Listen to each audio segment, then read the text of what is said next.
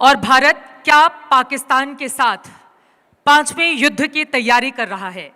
ये सवाल मौजूदा वक्त में इसलिए है क्योंकि 1948, 1965, 1971 और 1999 में पाकिस्तान को बुरी तरह से परास्त करने के बाद हिंदुस्तान अपनी दिशा में आगे बढ़ रहा था। लेकिन हम सब जानते हैं कि 22 अप्रैल को क्या हुआ और उसके बाद से पूरा देश स्तब्ध है। कल मॉक ड्रिल किया जाना है और 54 सालों के बाद ऐसा होने जा रहा है जब लग रहा है कि हम एक बार फिर से युद्ध के मुहाने पर आ खड़े हुए हैं।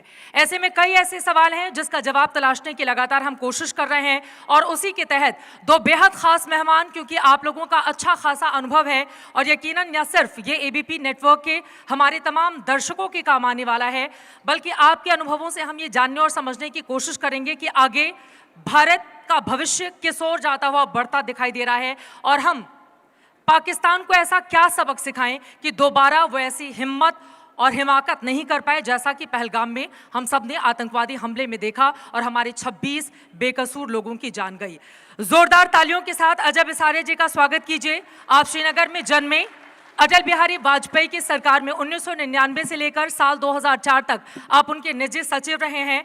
पाकिस्तान के आप भारत की ओर से आखिरी उच्चायुक्त भी रहे और जिस समय कैप्टन अभिनंदन हिंदुस्तान आ रहे थे उस समय भी आप इस पद पर विराजमान थे और पुलवामा में जब हमला हुआ था उस समय आप पाकिस्तान के भीतर ही थे। तो बहुत सारे ऐसे सवाल हैं जिसका जवाब आपसे जानने की कोशिश करेंगे। हमारे इस मंच पर आपका बहुत स्वागत है साहब।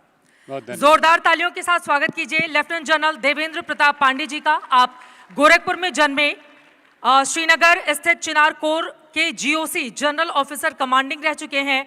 39 साल तक सैन्य अधिकारी के तौर पर आपने देश की, हिंदुस्तान की सेवा की है। कश्मीर में आतंकवाद विरोधी ऑपरेशन का अच्छा खासा अनुभव है और आपकी कुछ तस्वीरें लगातार सोशल मीडिया पर वायरल हो रही थीं जिसमें कभी आप आम कश्मीरियों के साथ जाकर अजान पढ़ते हुए दिखाई दिए तो कभी आप लाल चौक पर तिरंगा फहराते हुए 2022 की वो तस्वीरें हम कतई नहीं भूल सकते। और इसके अलावा हमने ये भी देखा है कि कश्मीर के लोगों के दिलों को जोड़ने के लिए आपने किस तरह से एक बिल्कुल साधारण जगह जाकर ठेले पर आप पकौड़े खाते हुए ताकि वहाँ के युवाओं के भरोसे को जीता जा सके, आपकी ओर से तमाम कोशिशें की गई जो अपने आप में बेहद सराहनीय है। इस मंच पर आने के लिए बहुत धन्यवाद साहब आपका। अजय बिसारिया जी, आपसे शुरुआत करते हुए कल मॉक ड्रिल होने जा रहा है 54 साल के बाद, क्या हम युद्ध के मुहाने पर आ खड़े हुए हैं? देखिए, मैं कहूँगा कि परिस्थिति थोड़ी गंभीर है, एक नाजुक मोड़ है, मगर ये पहली बार नहीं हुआ। इसी शताब्दी में आप देखें तो कई बार भारत पर आतंकवादी हमला हो चुका है। 2001 में हमारे पार्लियामेंट पे हमला हुआ था, 2008 में मुंबई में हुआ था, 2015 पठानकोट, 2016 उरी, 2019 पुलवामा। तो ये बहुत नई बात नहीं है, मगर हर बार भारत का जो जवाब रहा है वो अलग प्रकार का रहा है। और ख़ास करके 2016 में और 2019, जैसे आपने कहा, मैं था पाकिस्तान में उस समय भारत का उच्चायुक्त, तो उस 2016 और 19 में हमने एक बहुत कड़ा जवाब दिया और ये जवाब था जिसे हम काइनेटिक एक्शन कहते हैं या सेना की कार्रवाई हुई और एक डिटरेंस की तरह सेटअप किया गया कि ये आगे ना हो।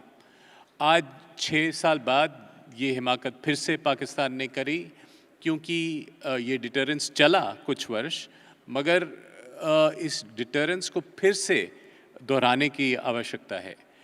और इस बार भारत ने अभी से ही काफ़ी कार्रवाई करी है, एक बहुत ही बड़ा कदम उठाया है जो इंडस वाटर्स ट्रीटी को अबेयंस में रखा है। इस संधि को 65 साल हो गए, 3 युद्ध देखे इस संधि ने, कई आतंकवादी हमले देखे, मगर इसे नहीं रोका गया था। मगर अब इसको रोकने का विचार हो रहा है, इससे पाकिस्तान का पानी रुक सकता है। तो ये एक बहुत ही स्ट्रॉन्ग डिटरेंस मेजर है कि आप यदि आतंकवाद करेंगे तो आपका पानी रुक सकता है। और ये एक बहुत ही गंभीर मैसेज है जो पाकिस्तान को गई। मगर उसके अलावा शायद आवश्यक हो कि कुछ काइनेटिक एक्शन भी हो, कुछ कार्रवाई भी हो, मगर ये जो कार्रवाई होगी ये समय हमारा होगा। इससे ज़रूरी नहीं है कि कल करना है या एक हफ्ते में करना है, एक महीने में करना है। भारत ने पहले भी इस तरह से किया। 1971 में बात हुई जब सैम मानेकशॉ ने 9 महीने लगाए कि कहा कि जब हम तैयार हैं तब हम करेंगे।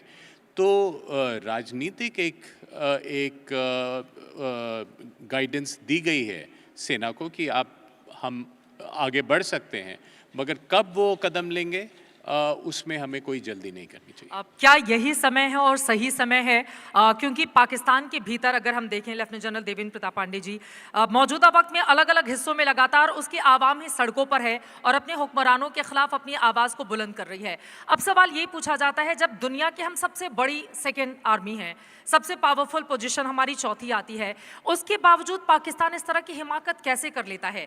4 बार युद्ध में परास्त होने के बावजूद आतंकवादियों का सहारा लेकर हमेशा दहशतगर्दी को अंजाम देता रहा है। आपका इतना लंबा एक्सपीरियंस श्रीनगर कश्मीर का रहा है, आप किस तरह से बताएंगे? और ये जो मॉक ड्रिल हो रही है, क्या युद्ध के मुहाने पर देश आकर खड़ा हो गया है? माइक।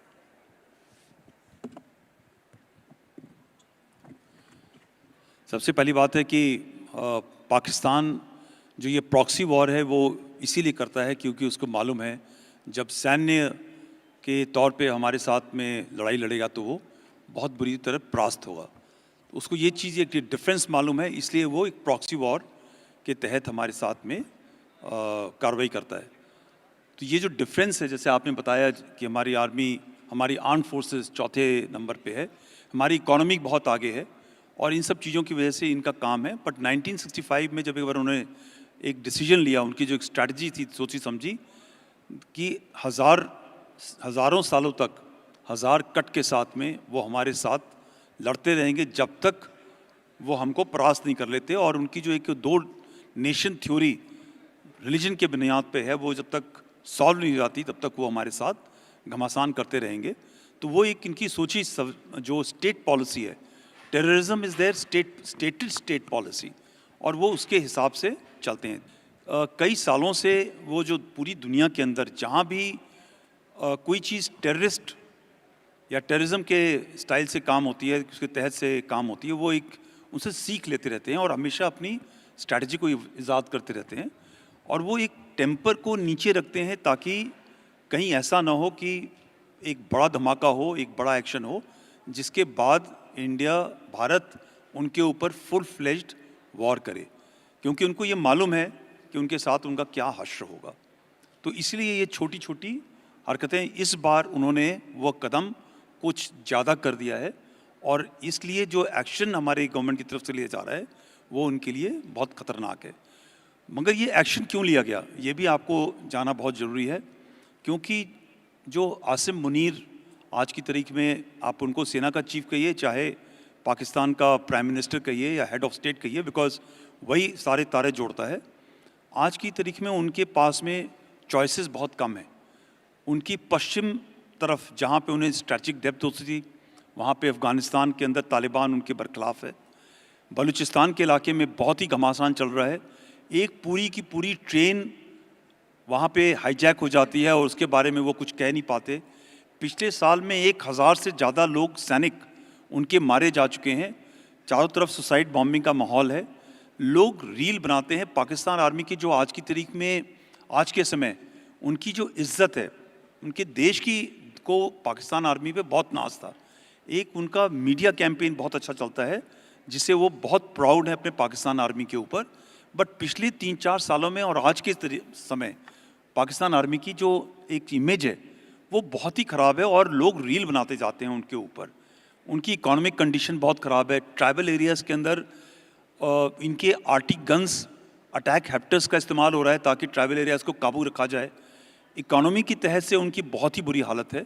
इस वक्त उनके पास खाने को नहीं है और अभी पानी बंद कर दिया तो पानी भी शायद थोड़े समय में पीने को नहीं होगा।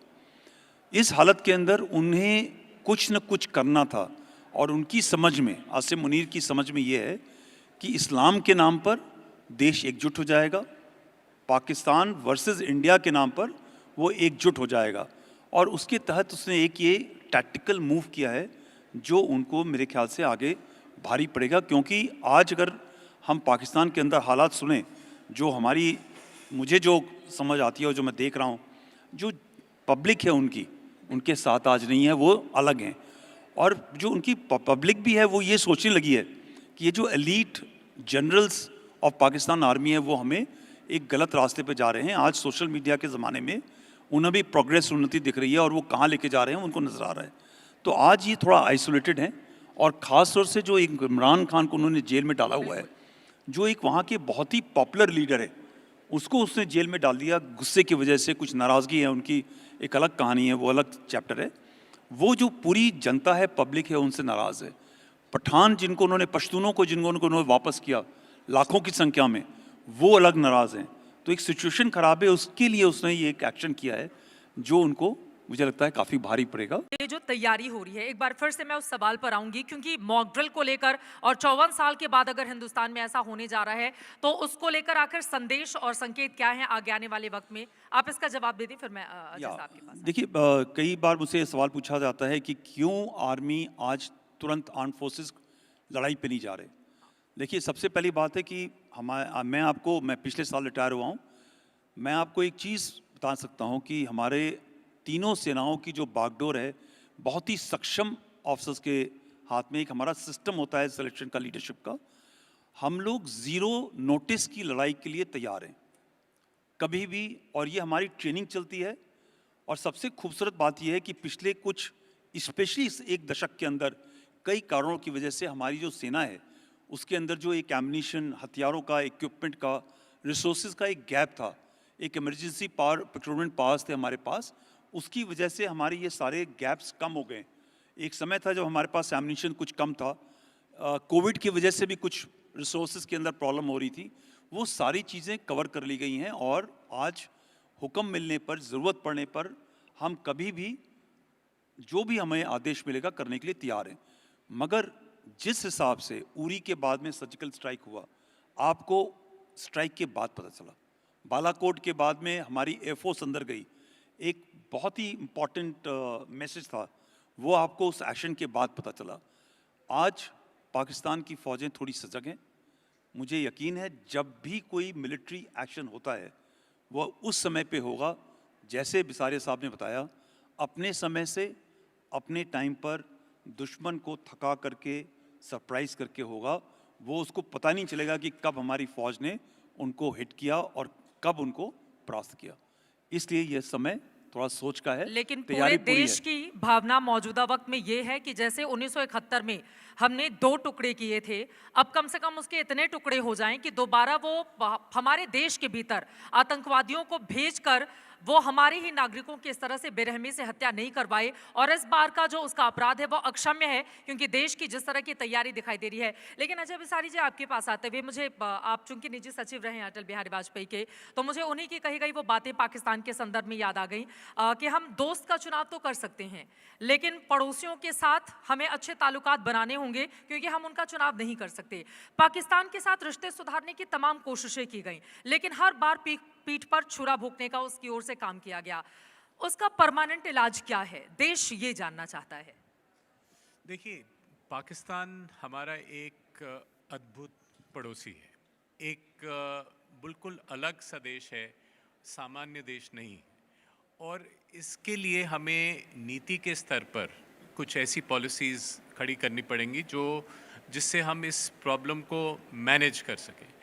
क्योंकि ये एक आसान सवाल नहीं है कि हम ये नहीं कह सकते कि हमारा मकसद है कि पाकिस्तान को हमेशा के लिए सुधार दें या हमेशा के लिए उसका ये बर्ताव आतंकवादी भेजने का इसको बंद कर दें। हमारा मकसद इस समय है कि एक जो घटना हुई उसके लिए न्याय मिले, उसके लिए जस्टिस मिले, अकाउंटेबिलिटी हो, और एक डिटरेंस हम फिर से सेटअप करें कि ये आगे फिर ना हो। और इसके लिए हम कई कदम उठाएंगे। जो जैसे जनरल साहब ने कहा, भारत और पाकिस्तान में कई अंतर हैं। भारत में युद्ध करने ना करने का फैसला हमारे चुने हुए प्रतिनिधि करते हैं, प्रधानमंत्री करते हैं। पाकिस्तान में ये फैसला उनकी फ़ौज करती है, क्योंकि उनकी फ़ौज एक तरह से आसिम मुनीर जिनका जिक्र हुआ, वो एक सुप्रीम लीडर की तरह हैं।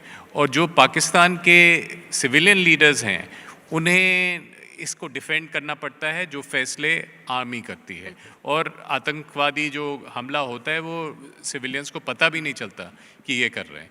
तो हमें इसी राह पे चलना होगा कि जो अलग अलग हमारे पास टूल्स हैं हर डोमेन में, चाहे वो सैनिक कार्रवाई हो, डिप्लोमेटिक कार्रवाई हो, इंडस वाटर्स ट्रीटी के पानी के ऊपर कार्रवाई हो, इन सब को जोड़कर एक नीति बनानी होगी जो पाकिस्तान का बिहेवियर बदले। और हमारी इसमें कूटनीति जो इंटरनेशनल डिप्लोमेसी है वो बहुत ही सक्सेसफुल रही है, क्योंकि दुनिया भर में अब पाकिस्तान की बात मानने वाला कोई नहीं कि वो कह रहे हैं कि ये फॉल्स फ्लैग ऑपरेशन है। भारतीयों ने खुद अपने आप पे किया जिससे कि हमारा नाम खराब किया जाए। कोई नहीं मानने वाला इस बात को। पाकिस्तान के अंदर मानी जाती है बात, मगर बाहर नहीं। और इस डिप्लोमेसी के लेकर भारत जो भी कदम उठाएगा उसका समर्थन हमें विश्व से मिलता है और पाकिस्तान को नहीं मिलता। तो इसी तरह हमारी सरकार फैसला करेगी कि किस तरह का मिश्रण रहे इस नीति में, कितना हम सैनिक कार्रवाई करें, कितना ये अन्य जो हमारे पास टूल्स हैं उनको इस्तेमाल करें, और इसी तरह हम आगे बढ़ेंगे। इसमें लोगों में आक्रोश है, जाहिर है, ये होना चाहिए है, मगर इसके आधार पर नीति नहीं बनेगी। नीति बनेगी हमारी कन्वीनियंस के हिसाब से, और जो दूसरा है उसको हम सरप्राइज़ करें, एक सीक्रेसी में करें, और ये डिटरेंस हैं आगे के लिए ये हम बनाएं। ये बड़ी बात आपकी ओर से कही गई है और यकीनन पाकिस्तान को उसकी हैसियत भी दिखानी समय समय पर ज़रूरी है। क्या उसमें थोड़ी सी हमें चूक हो जाती है, क्योंकि एक बार हमने सर्जिकल स्ट्राइक की, एयर स्ट्राइक की, और उसके बाद उसको बार बार, क्योंकि वो अपनी ज़मीन का इस्तेमाल हिंदुस्तान के खिलाफ आतंक को बढ़ावा देने में करता है। आपका सर कश्मीर को लेकर जो अनुभव है उस पर मैं आऊँगी, क्योंकि स्थानीय लड़कों के इन्वॉल्वमेंट की खबर आई, खुद पूर्व सीएम फारूक अब्दुल्ला की ओर से इस बात को स्वीकार किया गया। लेकिन उसकी पहले जो देश की भावना है, अगर देश या जो युवा हैं हमारे बहुत सारे इस वक्त पीछे बैठे हुए हैं, वो ये पूछना चाहते हैं कि घुस कर कब मारेंगे। सर्जिकल स्ट्राइक और एयर स्ट्राइक से बड़ा इस बार क्या होना है? तो क्या हिंदुस्तान इस स्तर की तैयारी कर रहा है कि इस बार जो हुआ है न भूतो न भविष्यति, उस तरह की तैयारी हिंदुस्तान कर रहा है मौजूदा वक्त में? देखिए, सबसे पहली बात है कि हमारे देश की सोच अलग है। एक डिसिप्लिन्ड ऑर्गेनाइजेशन, एक जो इस तरह की ओछी कार्रवाइयाँ हैं उसके अंदर हम लोग विश्वास नहीं करते हैं। और हमारे पास कई किस्म के टूल हैं, और जैसे आज आपका जो ये प्लेटफॉर्म है इंडिया एट हाई टेबल, जब आप उससे एक इंडिया एट हाई टेबल की जाने की बात करते हैं तो जिस हिसाब से काम पाकिस्तान करता है, वो छुप करके मारने का काम, वो हमारी नीति नहीं है, एटलीस्ट हमारी डिक्लेयर्ड नीति नहीं है, और उनकी डिक्लेयर्ड नीति है। हम जब काम करेंगे तो वो काम करेंगे जिसको हम डंके की चोट पे सबको बता के करें। अगर इंडस वाटर ट्रीटी के ऊपर हमने एक्शन लिया है तो हमने सबको बता के लिया है, और किस कारण से लिया है वो हमने बताया।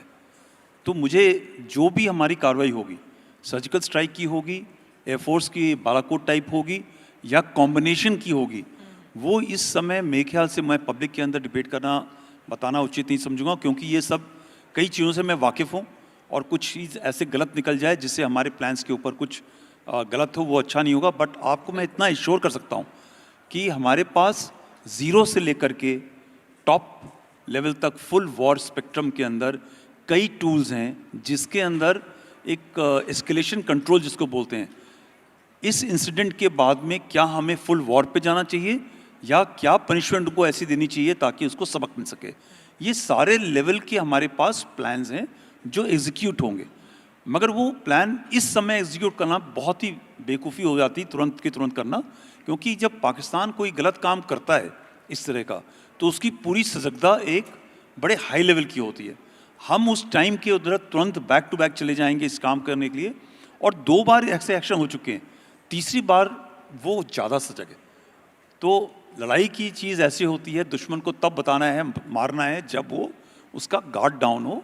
ये गेम चलेगा, ये बहुत ही सीरियस गेम है, लाइफ का तो है, ज़िंदगी जान माल का है, बट हमें हमारी देश की इज्जत का मामला है।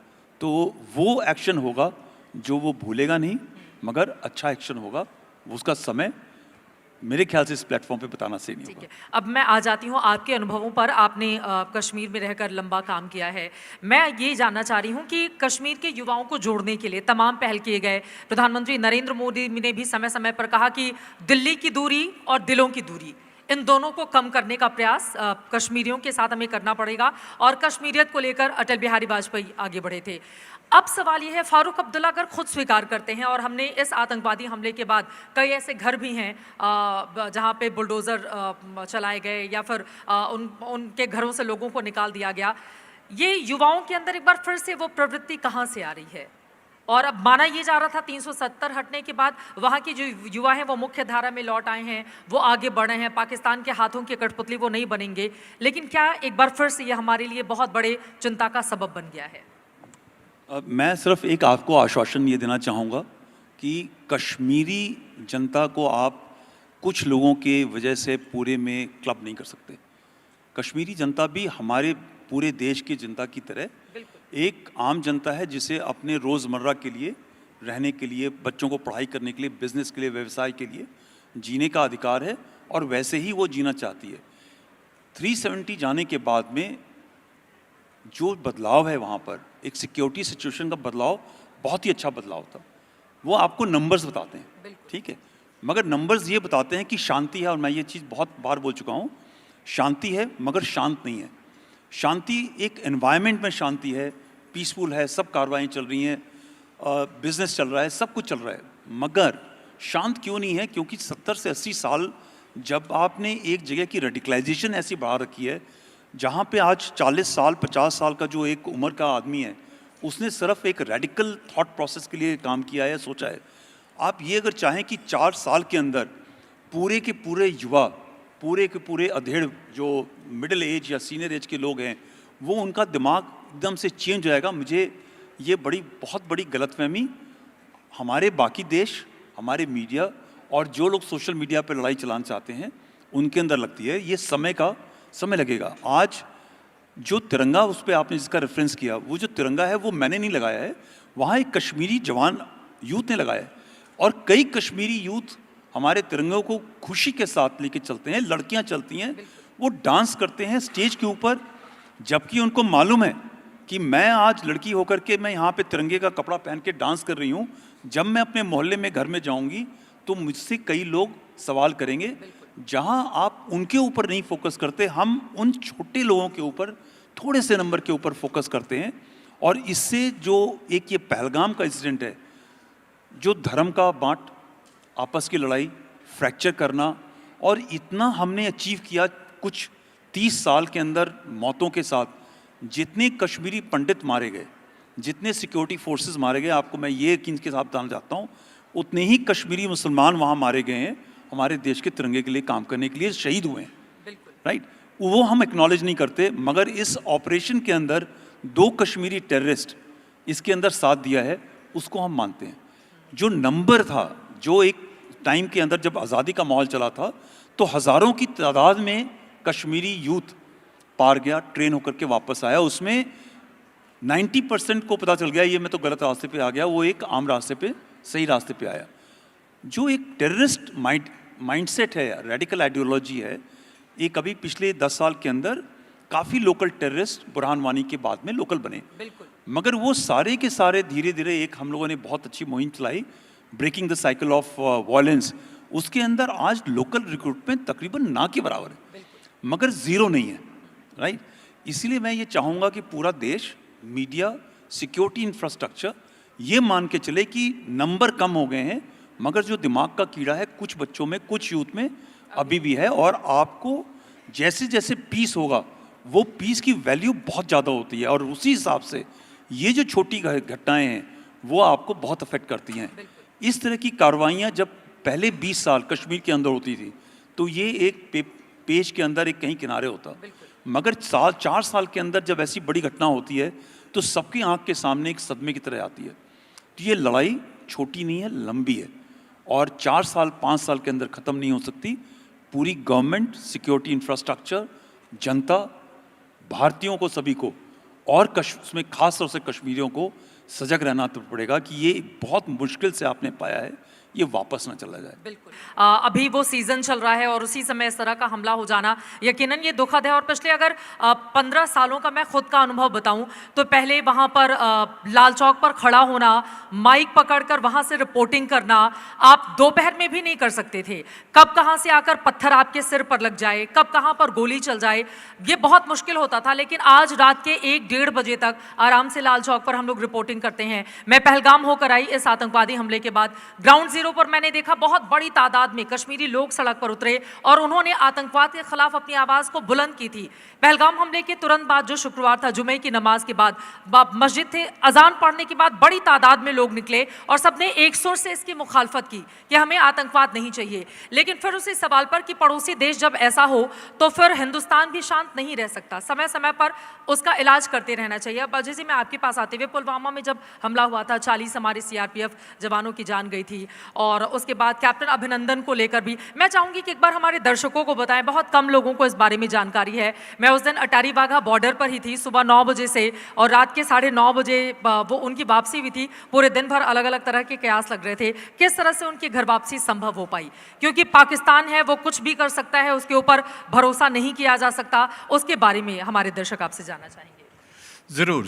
मैं उस समय पुलवामा के समय पाकिस्तान में था, फिर मैं वापस तुरंत भारत आया और जब हमारा पायलट अभिनंदन नीचे पकड़ा गया वहाँ पे, उसको वापस लाने की जो प्रक्रिया थी, मैं कहूँगा वो भारतीय कूटनीति, भारतीय डिप्लोमेसी और भारतीय सेना की शक्ति का एक परिचायक है।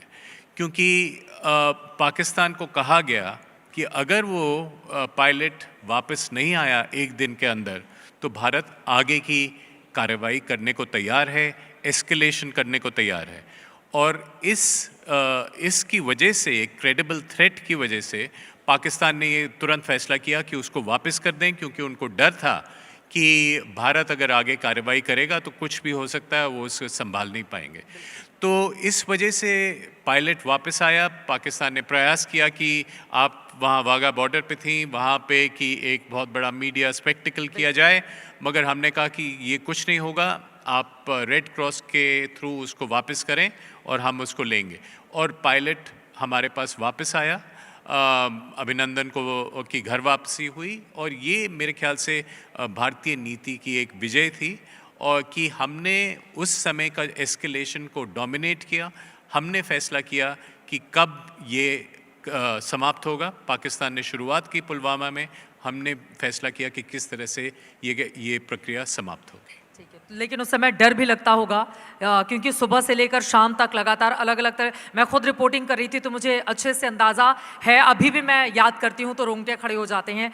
डर भी था कि पाकिस्तान पर भरोसा नहीं किया जा सकता, वो कहीं कुछ कर ना दे कैप्टन अभिनंदन के साथ। जी, और मेरा अपने नेतृत्व को, मंत्रियों को ये कहना था उस समय कि जब तक वो वापस हमारी धरती पर नहीं आए तब तक हम इस बात को ना सेलिब्रेट करें, हम इंतज़ार करें, क्योंकि पाकिस्तान है, कुछ भी हो सकता है। बिल्कुल। अब चलते चलते 2-2 लाइन में आखिरी सवाल आप लोगों से, क्या हिंदुस्तान तैयार है पाकिस्तान को इस बार मुंहतोड़ जवाब देने के लिए? और न सिर्फ वो जवाब जो आगे आने वाली पाकिस्तान के जो आका हैं, जनरल मुनीर हैं, उनके जो हुक्मरान हैं, उनकी पीढ़ियां याद रखें, क्या हम ऐसी तैयारी कर रहे हैं मौजूदा वक्त में?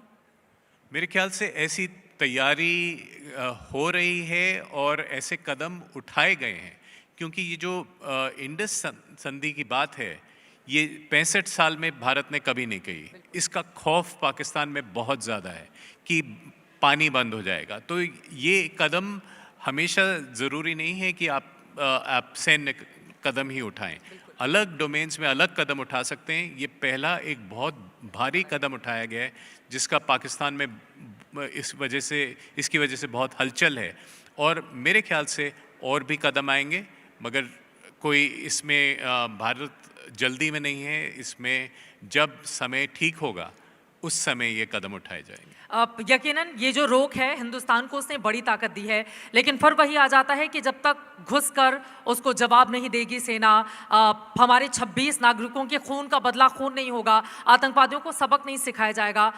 हिंदुस्तान के जहन में वो बात है, तो क्या उसकी भी तैयारी चल रही है? हाँ, पहली बात है ये जो तैयारी होती है ये तुरंत नहीं होती है।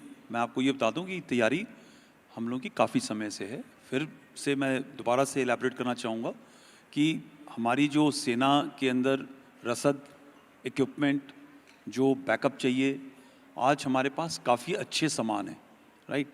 इंडिजनाइजेशन की बदौलत जो एक हमको बाहर की देशों के ऊपर रिलाई करना पड़ता था कि भाई लड़ाई हो रही है, अब हम आपसे सामान खरीदेंगे, काफ़ी चीज़ें हमारे यहाँ खुद के एम्यूनिशन इक्विपमेंट के अंदर बनने लगे हैं, हम एक्सपोर्ट कर रहे हैं, उससे भी हमारी एक बैकअप है, एक हमें स्ट्रेंथ है।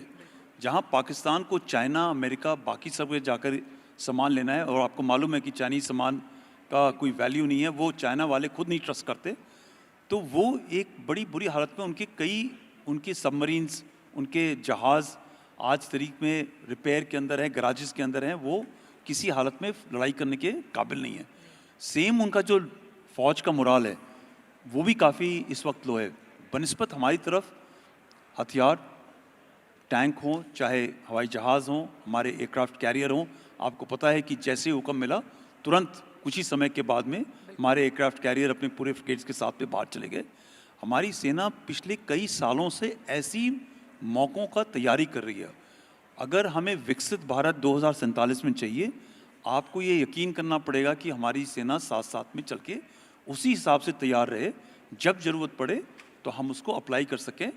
मगर वो एप्लीकेशन से पहले ये भी जानना बहुत ज़रूरी है कि उसकी कॉन्सिक्वेंसेस दुश्मन के लिए क्या होंगे, बाकी लोगों के लिए क्या होंगे। तो ये यकीन आपको मैं दिला सकता हूँ कि we are all ready for application.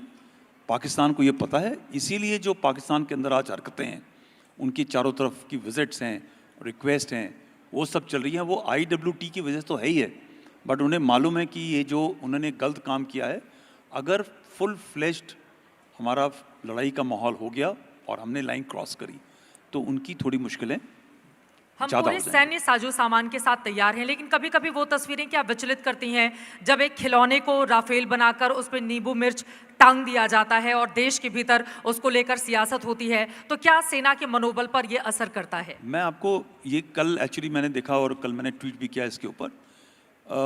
मैं पॉलिटिकल सिस्टम पे नहीं जाता, हमारी जो सेना है, और थैंक्स टू चाइना, गलवान हुआ, डोकलम हुआ, हमारी सेना पश्चिम और उत्तर दोनों तरफ को एक साथ हैंडल करने के लिए तैयार है। मगर जो हमारे देश के दुश्मन हैं, अंदर जो रहते हैं, जो हमारे ऊपर शक करते हैं या कुछ इस तरह का, आपको गवर्नमेंट के ऊपर चींटा कसना है, आप चींटा कसिए, बिल्कुल। मगर आपको ये मैं यकीन दिलाता हूँ कि 47, 48, 65, 71, कारगिल, एक 62 को अगर आप पॉलिटिकल लेवल को छोड़ दीजिए, मगर सेना ने आपको कभी आपको निराश नहीं किया। कारगिल के बाद भी जो पूरी दुनिया इस चीज़ का लोहा मानती है, इम्पॉसिबल वॉज मेड पॉसिबल। हमारे सेना के यंग ऑफिसर्स, जवान, 542 लोगों ने, 525 जवानों ने अपनी जान दे दी।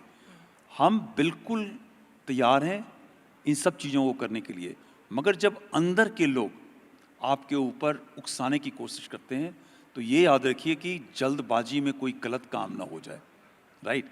आपको जीत चाहिए या जल्दबाजी चाहिए, आपको ये सोच के चलना है। अभी भी सर्जिकल स्ट्राइक के सबूत मांगे जाते हैं। उनको ज़रूरत नहीं है, पाकिस्तान खुद दे रहा है। पाकिस्तान तो कहानियाँ बनाता है, तो उनको हमने क्यों जवाब देना है? हमारे इंडियन आर्म्ड फोर्सेस का, एयरफोर्स, आर्मी, नेवी का हम एप्लीकेशन करते हैं, उसकी प्रूफ दुनिया देती है, हमें देने की ज़रूरत नहीं है। और अगर हमारे लोगों को खुद शक है तो जो लोग शकियाँ हैं उनको पाकिस्तान से वो प्रूफ मांग लेना चाहिए, हमें ज़रूरत नहीं देने की। अजय विसारे जी, लेकिन यही सवाल आपसे भी, जब सबूत मांगे जाते हैं कि हमें सर्जिकल स्ट्राइक के, एयर स्ट्राइक के सबूत दीजिए, तो देश का मनोबल क्या इससे घटता है? और तमाम जो राजनीतिक पार्टियां हैं उनको बाज आने चाहिए कम से कम इस तरह की बातें करते हुए। आप पॉलिटिकल पार्टी से लड़िए, कम से कम अपनी सेना पर तो भरोसा करें। देखिए, ये इस बात से मैं सहमत हूँ कि लोगों को नहीं करना चाहिए, मगर हम एक प्रजातंत्र हैं, एक डेमोक्रेसी है, इस तरह की आवाज़ें उठेंगी। एक लेवल पे हमको ये मानना चाहिए कि ये नॉइज़ है, ये शोर है और कुछ शोर चलेगा, और हम अपना मन बना के चलें, जो राह है उस पे, जो what we think is the right path, उस पे हम बढ़ते जाएं। That is the only way to go forward. बहुत अच्छे से आपने जवाब दिया। राजनीतिक शोर के बीच राफेल की गर्जना सुनाई देनी चाहिए और पूरा हिंदुस्तान यही उम्मीद भी कर रहा है। जोरदार तालियों के साथ बहुत धन्यवाद आप दोनों का एबीपी न्यूज़ के इस मंच पर आने के लिए। हिंदुस्तान पूरी तरह से तैयार है और उम्मीद हम यही कर सकते हैं कि जैसा हमने एयर स्ट्राइक किया, सर्जिकल स्ट्राइक किया, इस बार उससे भी 2 कदम आगे बढ़ेंगे और पाकिस्तान उसके हुक्मरानों को ऐसा सबक सिखाया जाएगा कि आगे आने वाले वक्त में भी पाकिस्तान इस बात को याद रखेगा कि किस तरह का करारा जवाब और ईंट का जवाब पत्थर से दिया जाना बहुत ज़रूरी है। और कोशिश ऐसी की जाए पाकिस्तान के उस जमीन को बंजर किया जाए जहां से दोबारा आतंकवादियों के फसल हिंदुस्तान के खिलाफ लहलहाने नहीं पाए।